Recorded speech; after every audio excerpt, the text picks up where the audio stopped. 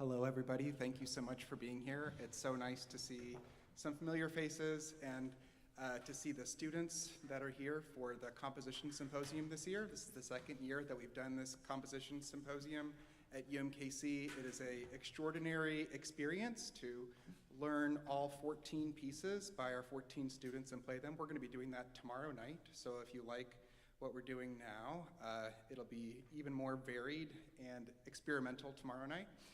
Tonight, what we're doing is we're celebrating the 10th anniversary of American Wild Ensemble, which started in 2016 with a project that was celebrating the centennial year of the National Park Service. I don't want to talk too much before we start playing, but this first piece by Travers, there's a really great program note that the composer wrote in your program. But I would suggest, we played this piece at 7 national parks many times in 2016. And maybe you can picture yourself while we're playing, walking down a national park trail, perhaps one at Olympic National Park called the Hall of Mosses, where there's like lots of moss hanging down from trees, and maybe it's dusk, and you step on a stick, and it makes a cracking sound, and a murder of crows flies out into the distance. So it's this kind of ominous atmosphere that Aaron is creating in this piece that goes along with the program note that you can see in your booklets.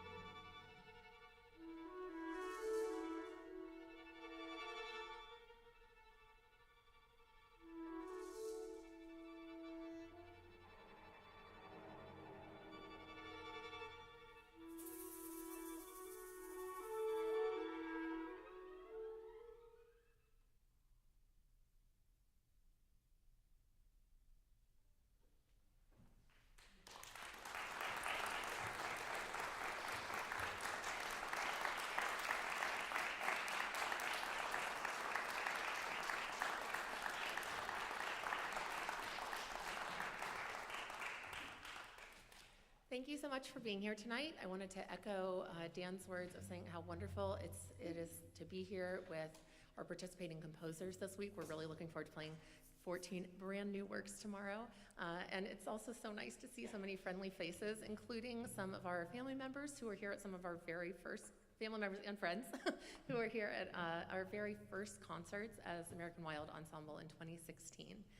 I was just, as we've been rehearsing this week, I've been thinking a lot about that time, of course, and one of the things that I always think about with Aaron Travers' Sanctuary is that our first outdoor performance of this piece was in Mammoth Cave, the longest known cave system in Kentucky. And we were in this giant cavernous space with groups. I think we saw about 1,200 people come by in tours of the cave that day, listening to this music, not expecting to find this on their cave tour at a national park. And it was just so fun, that element of surprise. And that element of surprise also really turned into an element of connection. Dan and I started American Wild Ensemble with this National Park Service Centennial Celebration in 2016. And our original idea was a simple one. It was to commission music by composers who we were excited to work with and bring this music into unconventional outdoor spaces. Now, we've all been to plenty of concerts outside, but we thought we want to take this chamber ensemble into caves, hike into the woods, climb up a mountain, and it was quite an adventure. It was a lot of gear, a lot of passion, a lot of heart, and a lot of great and interesting music. So these moments of surprise that, were elicited by the sounds in the music, mixing with people's experiences in these outdoor spaces, really turned into wonderful points of conversation between our performers, our composers, and our audiences. And although we had begun with this simple idea of bringing music outdoors, what really transpired from that was this idea of connection. And so since 2016, we've had many different kinds of projects. Some have really focused on the environment, on ecology, in different spaces like Hawaii, North Cascades National Park out in Washington State, several others. Some have focused more on history. We've done projects about women aviators and women's suffrage, about the history and the bicentennial of the state of Missouri. And others have had kind of different topics, different focuses, always built around a theme about creating some kind of music in context, about working with community partners. And it has just been just a wonderful, wonderful journey. And we're so thrilled to be sharing a few of our favorite pieces. We've commissioned many in the past 10 years, and we're just so thrilled to share these with you tonight. The next two pieces on the program are from our Missouri Bicentennial program, which we presented first in 2021. And we're lucky to be joined by two of those composers here tonight also. This project developed as Dan and I were making our home in Kansas City and in Missouri. Dan, who grew up in this area, and I, a transplant. But we wanted to connect to the history here, connect with composers in the region. And one of the really special things about this too is that it was one of the first projects a lot of our musicians came together for after the pandemic shutdown. So it was a point for us to connect and regather as well. Due to ongoing issues with that, we ended up playing all of those concerts outdoors as well. But we felt well versed in that by that time. And we're excited to share it in this setting tonight. So the next two pieces, Chris Stark's Shybricks and Ingrid Stölzel's Where the Sun of Freedom Shines, two different looks at this Missouri history and wonderful pieces. I hope you enjoy.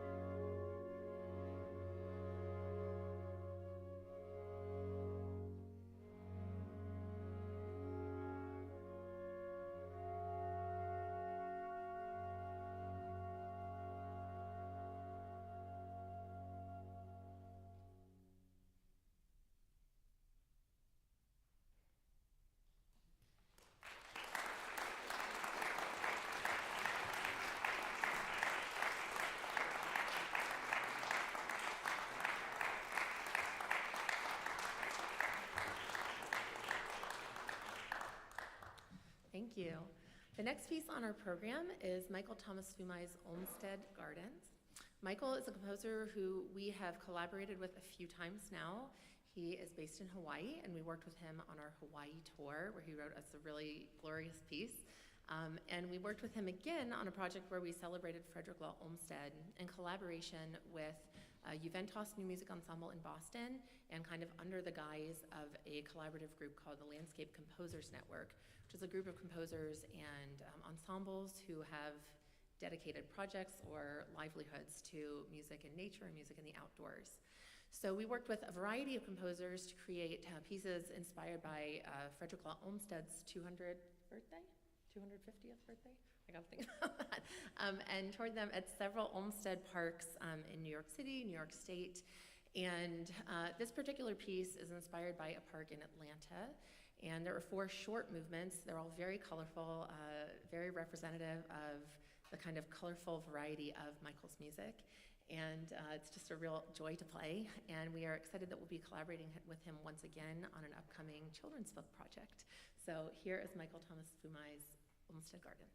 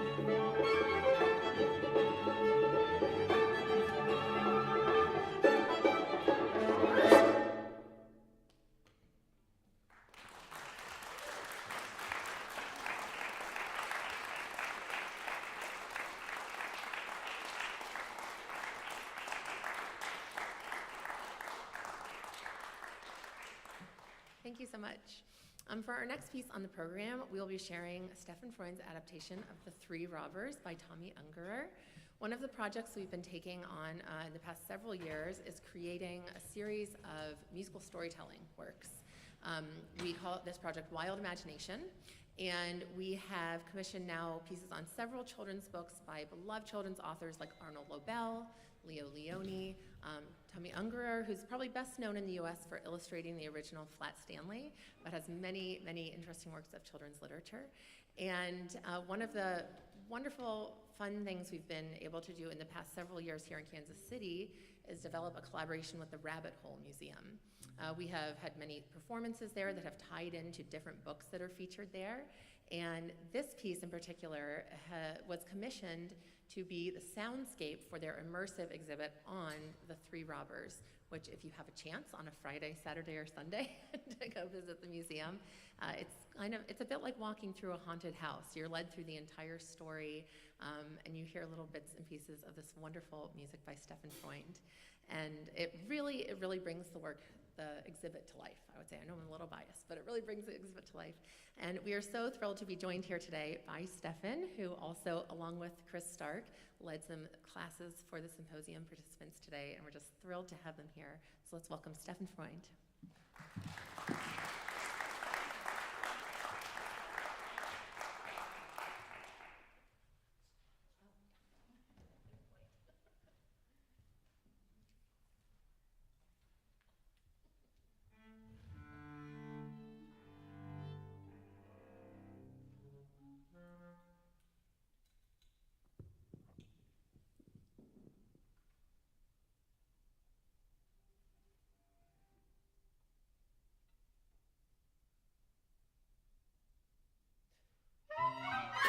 The Three Robbers by Tomi Ungerer. Once upon a time, there were three fierce robbers. They went about hidden under large black capes and tall black hats. The first had a blunderbuss. The second had a pepper blower. And the third had a huge red axe.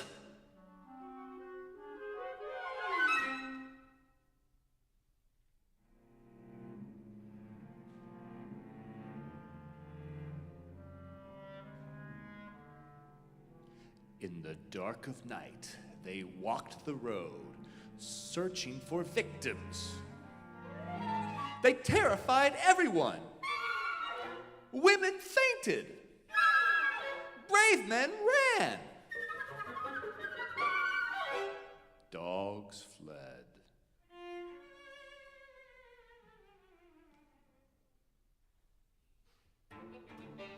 To stop carriages, the robbers blew pepper in the horses' eyes. With the axe, they smashed the carriage wheels. And with the blunderbuss, they threatened the passengers and plundered them.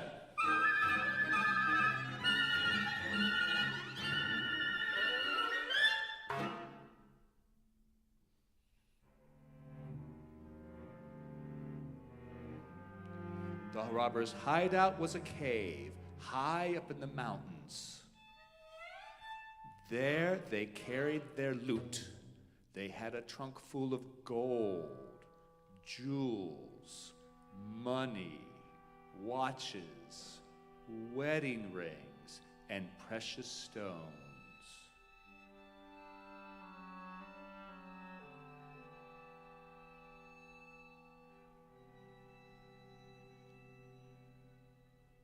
But one bitter black night, the robbers stopped a carriage that had one passenger, an orphan named Tiffany. She was on her way to live with a wicked aunt. Tiffany was delighted to meet the robbers. Since there was no treasure but Tiffany, the thieves bundled her in a warm cape and carried her away.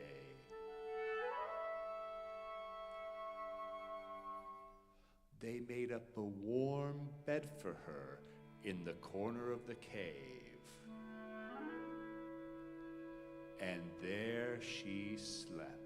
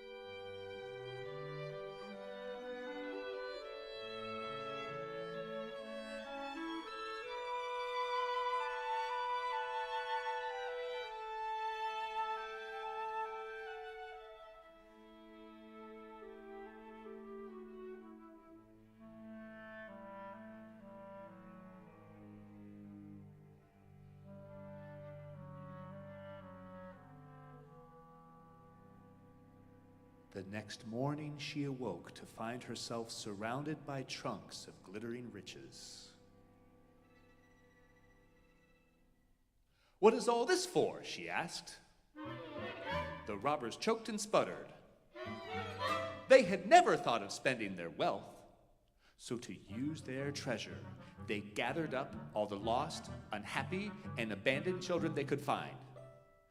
They bought a beautiful castle where all of them could live.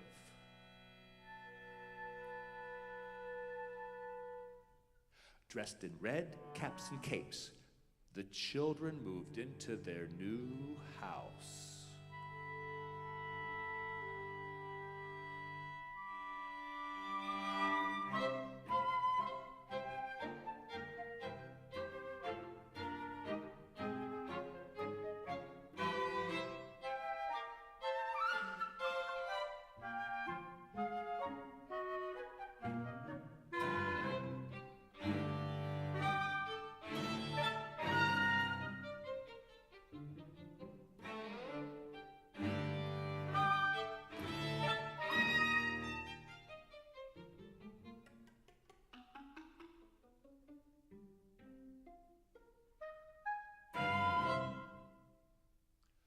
Stories of the castle spread throughout the land. New children came or were brought each day to the doorstep of the three robbers. The children grew until they were old enough to marry. Then they built houses around the castle.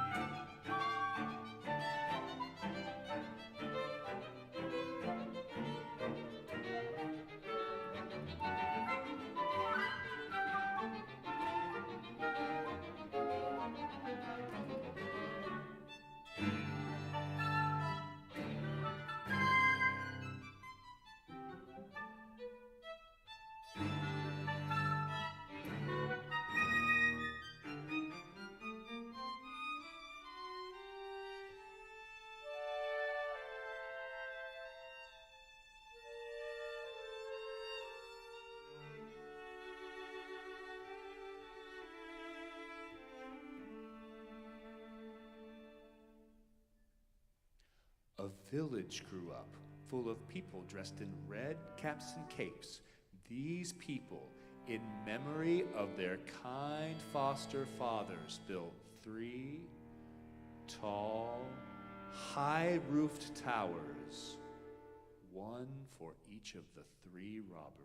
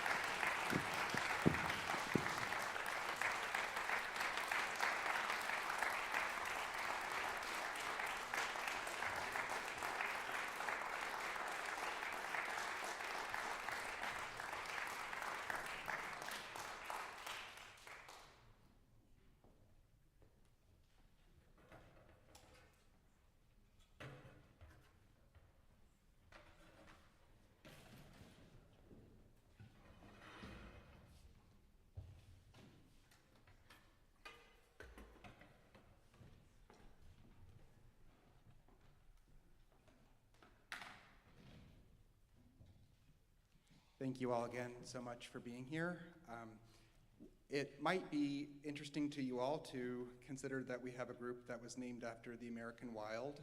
You might think that most of the identity is about playing outdoors and our appreciation of nature, which is definitely there, and it's something that you can trace as a theme throughout our entire time of playing. But as Emlyn was alluding to, what we learned on the first tour, I was a student at the time at Eastman School of Music, and we just wanted to play music by our friends in a very inspiring place and celebrate this very fun anniversary.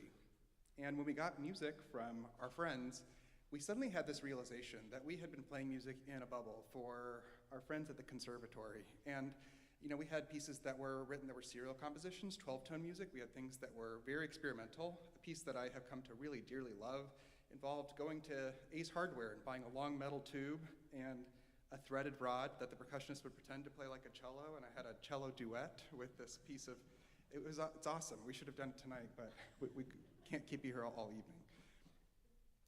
So we were a little bit, I'm gonna be honest for myself, I was a little bit worried on our first tour that we were gonna go and play some of these very experimental pieces that we're playing at the Conservatory, and the general audiences at the national parks, people that were not coming there to listen to experimental music, that they might have trouble listening to the music. And I think that's a really fair thing to say for people that don't have a lot of experience listening to experimental contemporary music, that it can be hard to listen to. And in some ways, playing it in this concert hall requires some familiarity, requires an act of the imagination, or requires experience with the repertoire to be able to appreciate it. But what I really learned on that tour was that when we played pieces that were written about the national parks in the park, it didn't matter how experimental it was, it didn't matter whether it was a 12-tone composition, it didn't matter how difficult it might be to listen to in a concert hall for some people.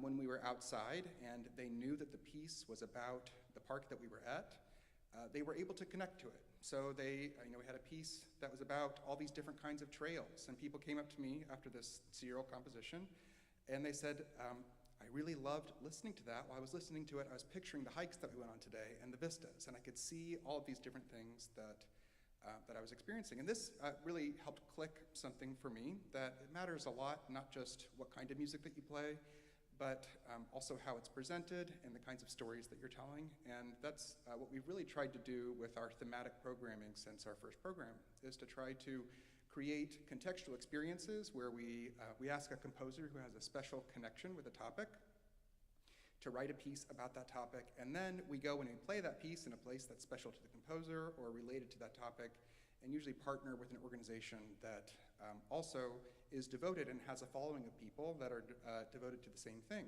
And what we get with something like that is kind of like a magical cocktail of people that might not be interested in listening to experimental contemporary music, listening to it and feeling all of the things that the composer wanted them to think about because of the contextual elements that are there. And it's also fun because the composers get to connect with these communities of people that they may not otherwise be interacting with, and we get to connect with other composers. We've made great friends through doing this. We're so happy for Stefan and Chris to be here. I feel like you're really great friends just by playing your music, and we're so happy every time that we get to.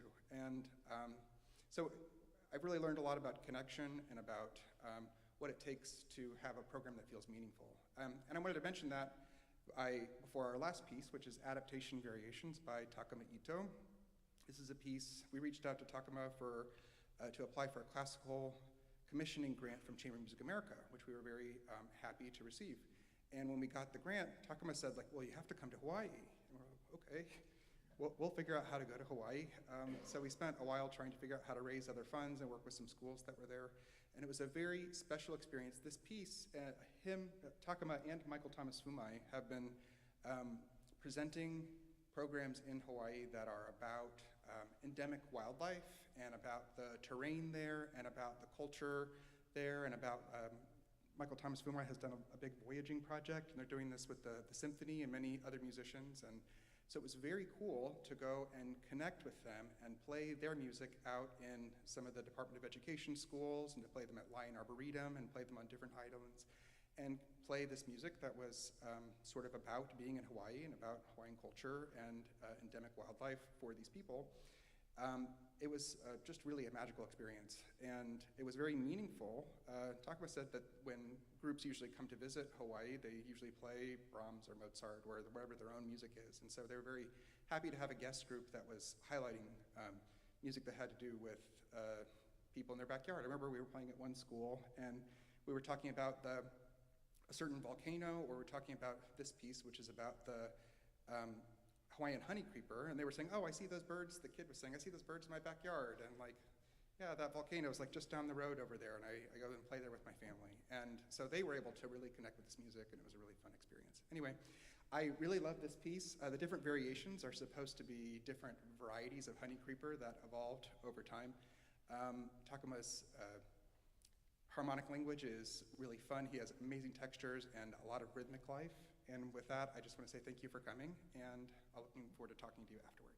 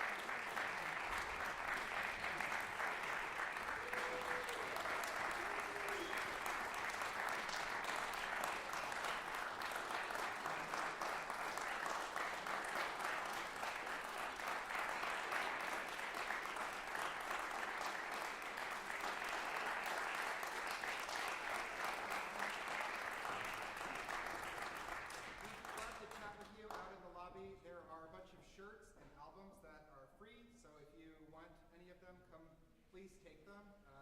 We've sort of collected them after a couple different projects and thought, why not celebrate by giving away the ones that are in our basement? So please come. If there's something in your size, we can't promise, you know, it's just what we have, but we have a bunch of albums and other stuff, so we'd love to chat and take some stuff. Thank you.